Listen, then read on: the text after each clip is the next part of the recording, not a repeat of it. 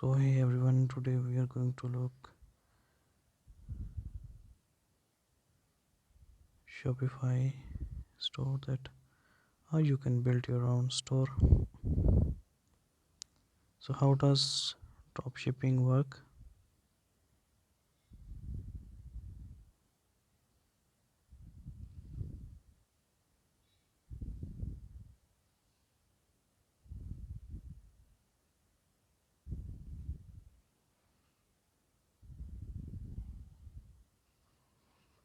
So basically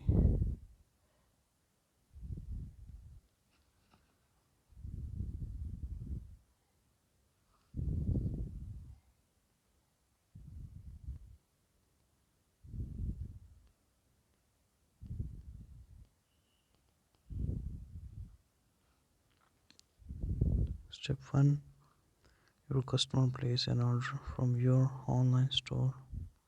So if you are doing dropshipping, so step 1 is that the customer order from your online store, and then step 2, your store automatically sends the order to your dropshipping supplier. Step 3, your dropshipping supplier prepare your customer's order. Step 4, your dropshipping supplier ship the order directly to the customer.